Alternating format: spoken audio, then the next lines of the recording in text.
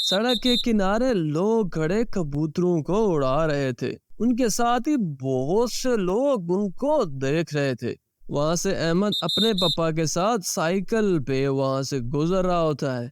वो रंग बिरंगे कबूतर देख के अहमद के मन में ख्याल आता है, काश मेरे भी कबूतर होते, मैं उन्हें उड़ाता, मैं उन्हें घर में रखता, उन्हें दाने डालता। बस यही सोचते हुए वो घर पहुंच गए। घर जाकर उसने अपने पापा से कहा, पापा वो आपने देखे थे कितने खूबसूरत कबूतर थे और बहुत से लोग वहाँ जमा थे, मुझे भी ला देना वो कबूतर। तुम बस पढ़ाई पे ध्यान दो, मैं मंडी से तुम्हें लेके दूंगा। अहमद ये बातें सुनकर बहुत खुश हुआ कि जब पापा मंडी से वापस आएंगे तो मेरे लिए वो खूबसूरत कबूतर जरूर लाएंगे। वो खुशी से रात को सो गया। अगले दिन उठते ही हमजा मंडी में काम के लिए चला गया। शाम को जब हमजा वापस आया तो अहमद ने कहा, पापा क्या आप मेरे लिए कबूतर लाए हैं? सॉरी अहमद, मैं आज नहीं ला सका।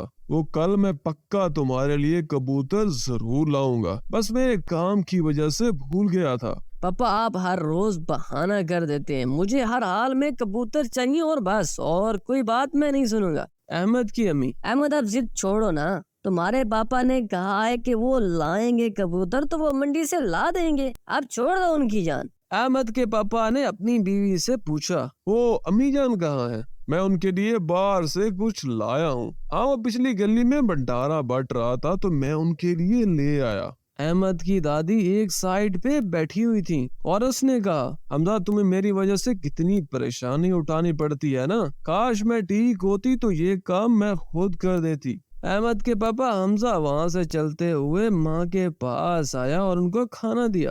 अहमद की दादी चल नहीं सकती थी क्योंकि कुछ समय पहले अहमद की दादी और दादा एक सड़क के किनारे दुर्घटना का शिकार हुए थे, जिसकी वजह से अहमद के दादा तो मर गए जबकि दादी की टांगें टूट गईं। अब वो उन्हें चलने में बहुत दिक्कत होती थी। अहमद की माँ गरीबी के कारण लोगों के घरों में सफाई बर्तन का काम करती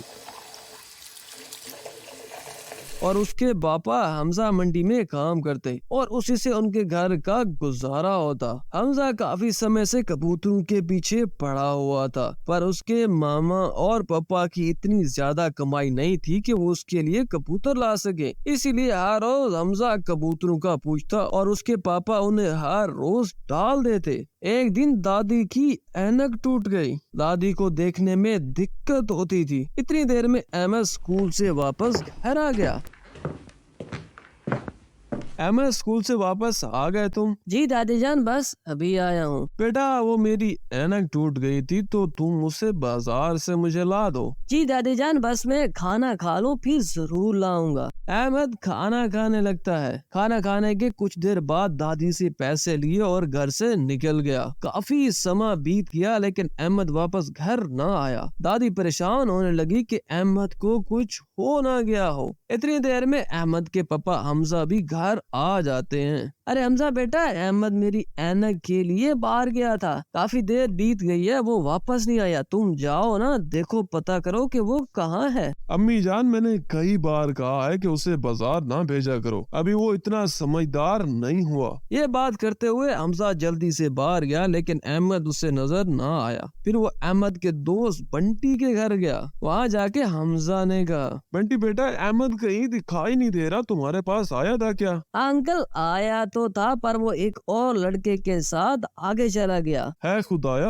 अब मैं इसे कहाँ ढूंढूं? हमजा इधर उधर ढूंढता है लेकिन उसे कहीं नजर न आया। वो अपने करीबी कई घरों में गया और अहमद का पूछा लेकिन वो कहीं ना मिला। आखिरकार हमजा कबूतर वाले राना के पास चला जाता है। वहाँ देखा कि अहमद वहाँ बैठा कबूतर देखी जा रहा है। हमजा ने गुस्से से कहा, अरे तुम जा क्या कर रहे हो? काफी समय से हम तुझे ढूंढ रहे हैं, तुम मुझे मिले ही नहीं। पापा मैं यहाँ से गुजर रहा था तो यहाँ कबूतर देखकर बैठ गया। राणा अंकल ने कबूतर देने का वादा किया है, अब बस मैं लेके ही आऊंगा ना। तुझे जब तक 2 थप्पड़ नहीं पड़ेंगे तो तुम्हें समझ नहीं आने वाला। चल अब घर चल। नहीं पापा, मैं घर नहीं जाऊंगा, वो मुझे कबूतर दे रहा है, मुझे बस कबूतर चाहिए। हाँ, मैं लाके दूंगा ना कबूतर। जब तुम्हारा स्कूल का अच्छा रिजल्ट आया तो मैं तुम्हें जरूर कबूतर लाके दूंगा। अहमद और हमजा इस तरह घर वापस आ गए।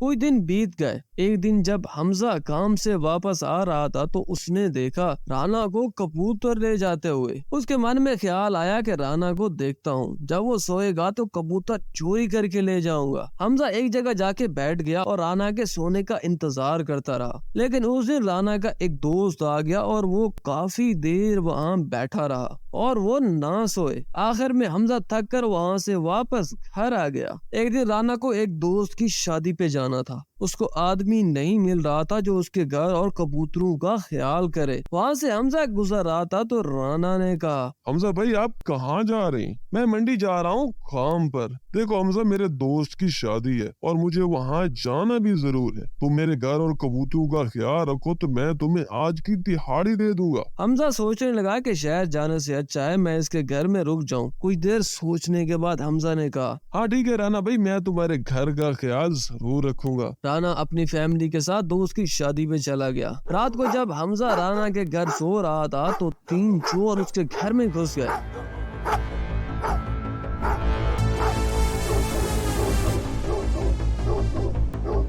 चोर देखते हैं कि हमजा तो सोया हुआ है और वो सीधे कबूतरों के पिंजरे के पास चले जाते हैं। उनमें से एक अभी पिंजरा खोल ही रहा होता है कि राना का कुत्ता भौंकना शुरू कर देता है, जिससे हमजा उठ जाता है। हमजा चोरों के पीछे भागता है और उनमें से एक को पकड़ लेता है, लेकिन चोरों के पास वो बंदूकें होती है जिसकी वजह से हमजा बहुत जख्मी हो जाता है। चोर सब कबूतर छोड़ के वहाँ से भाग जाते हैं। अगली सुबह जब राना वापस आया तो देखा हमजा को बहुत ज्यादा घाव आए हैं। राना ने पूछा, अरे हमजा भाई क्या हुआ? इतने ज्यादा घाव कैसे आए? राना भाई क्या बताऊं, रात को आपके घर चोर आ गए थे। मैं जल्दी से उनके पास गया जिसकी वजह से मुझे बहुत ज्यादा घाव आए। राना हमजा को अस्पताल ले जाता है। वहाँ से दवाइयाँ लेके कुछ पैसे दे देता है और उसे घर भी छोड़ देता है। घर जाते हुए दादी ने पूछा, हमजा बेटा तुम्हें क्या हुआ? ये घाव कैसे हैं? तो हमजा ने अफसुर्दा होकर पूरा वाकया सुनाया। अगली सुबह जब राना दवाई देने के लिए हमजा के घर आया